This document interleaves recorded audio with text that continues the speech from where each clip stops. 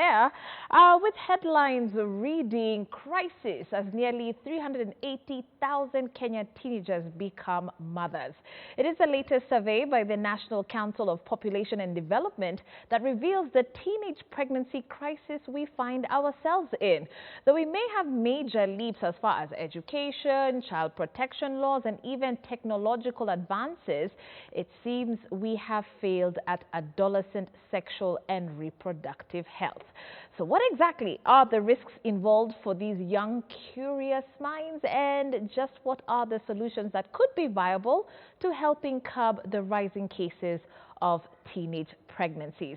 Well, our favorite doctor is back. I'm talking about Ignatius Kibe. He is a gynecologist from St. Mary's Hospital. Thank you so much for joining us, Dr. Kibe. Thank you very much, Good to see you again. Thank you very much. We also do have Teen Program Director Catherine Karira. She joined us today. She has built a well-established career working with teenage mothers, including providing support systems for them and their children, and she just happens to be a Sunday school teacher as well. Yes, and my passion in life is to make our children know before they wish they knew. Yes. Chico, thanks for once again hosting me. Yes, I definitely missed, having all our guests in studio. COVID-19 has separated us, but we are back together again.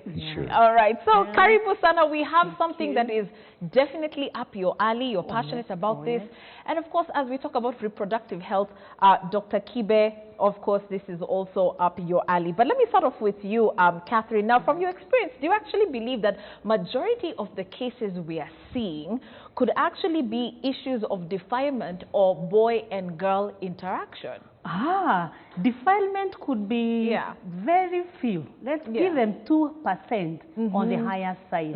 Most of it, Chico, is relationships. Really? And I want to tell the teenagers out there, I have no problem with you being in a friendship, but do not have a relationship that is romantic. Romantic is what is chewing our girls. And Chico, let me tell you, our teenagers are wired with feelings, and we have fed them very well. You look actually even at a preteen, and you imagine she could be 15. And when Kamau, the boyfriend, or Cheng comes and greets the girl, let me tell you, teenager, by the time a young man comes and greets you, the greetings must not go above this. Because by the time they have gone above this, and you know this is so near to this, you feel paragasha, and when they hug you, you forget what to do. So for you teen that is out there, I want to tell you something, that your response is your responsibility, more so you girl. We are talking of figures of very many pregnant, and I keep asking myself, who is a boy? Who is a man? Yes, I know defilement has happened, and it's actually very sad. It is happening in the comfort of our homes, where siblings are having sex with. This COVID thing has done a lot of disservice. It has given our children 3 things, and all of them in plenty. A lot of free time. And free time comes with idleness. And idleness trains us how to do trouble. And teens, they love fun. And crime. But let me tell every teen there, fun is not only in sexual immorality. You will cry. Actually, to make you grit your teeth with tears and regret. Then the next one is you have technology, and a lot of it. And we have smartphones that are smarter than mine. So every teen out there must know that the smartphone, you should not control them. You must control the smartphone. Otherwise, it's a highway of immorality. The third thing that our children have in plenty is foolishness. And the teenagers, they think they know. You look at a small teen, looks at the mother and says, "Mommy, what do you think you are?" Excuse me, teen. Stop raising your sharp voice to your parents. They know better. If anything, they taught you how to speak. So when we tell you to tame yourself, it's not because we hate you. We are telling you to tame yourself, then you can have it all through. Because you know the end result. Thank you, Chico. Thank you. All right, let me just rope in Dr. Kibe at this particular point, because, someone is probably wondering, okay, fine, you can get pregnant as a teenager, preteen, you name it. But when you think about the anatomy of such a young girl and the kind of risks that she finds herself in if she does end up pregnant, why don't you talk to us a little bit about that? First and foremost, let us agree that the organs, the reproductive organs of a teenager have not yet matured. They are young, they are succulent, fragile, and the resultant to pregnancy will be making a uterus carry a baby when it shouldn't, it's like eating an orange that is not ripe. It's like chewing a mango that is bitter because it is still youngish. So what will happen is that, first of all, she'll spoil her future in as far as her external private parts are concerned because they were not mature. It's like giving a small baby, hardly 5 months old, a sugarcane to chew. So what will happen is there will be lacerations, there will be tears, there will be sometimes even bleeding. That's why you damage. What happens rather inside the what we call the internal genitalia, the unseen part, is that the cervix is also not ready. And I dare warn girls that one of the causative and the initiation of cancer of the cervix is early teenage sex. When a girl hardly 18 does it once, twice, she's predisposing her cervix to scars, to wounds, to lacerations, because it is still succulent, it is still young. And by the time she touches 30, the effect of sex at teenage will come out as cancer of the cervix. Wow. Let's throw in our question of the day so we can actually get our audience at home to start talking. We really want your opinion on this, about what we really have been seeing. And trust me, it has left so many of us with our jaws dropped. Who is to blame, in your opinion, for the rising cases of teenage pregnancies? Is there anyone, first of all, to blame? If you know, tell us the truth. What do you think? Is it the parents, the teachers, the children themselves?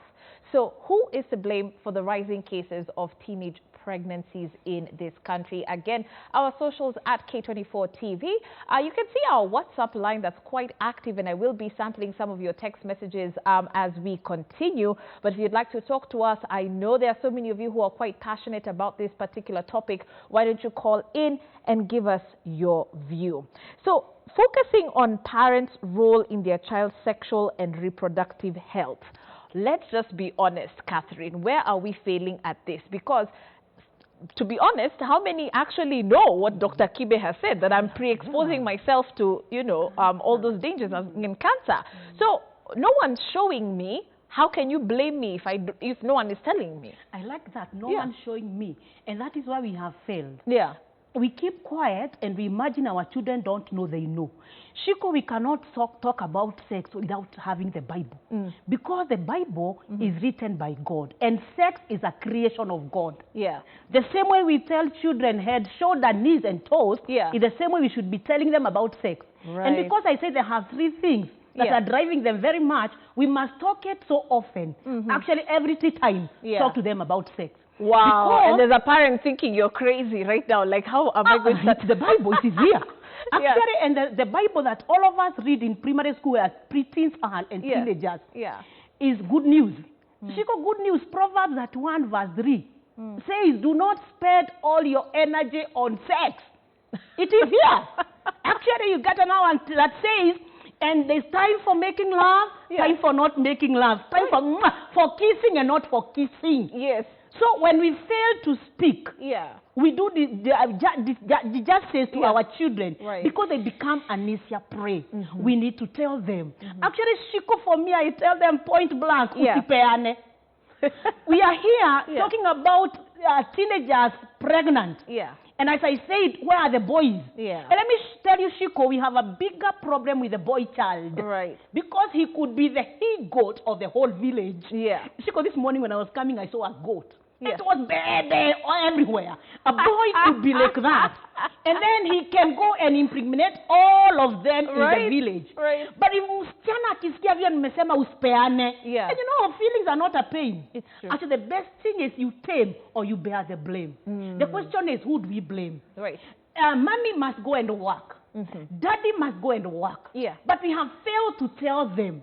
And the best thing that you girl need to know is that your response is your responsibility. Tame it or face the blame. Tame it or face the blame. Because, by the way, let me finish this. That boy will come and hold you. You'll feel paragasha. Then your brains go down. The boy is on duty. He's hunting.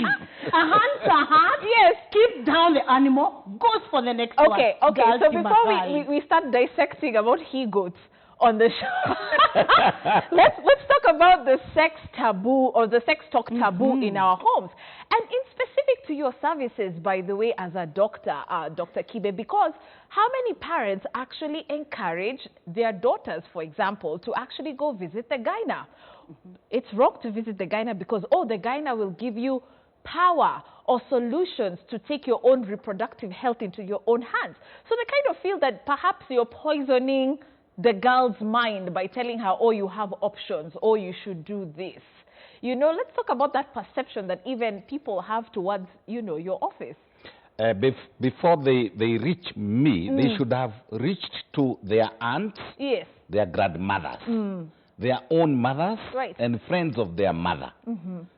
And this baseline, where we started, where I said cancer stalks or follows those girls who start sex when they are young. There's nothing worse than getting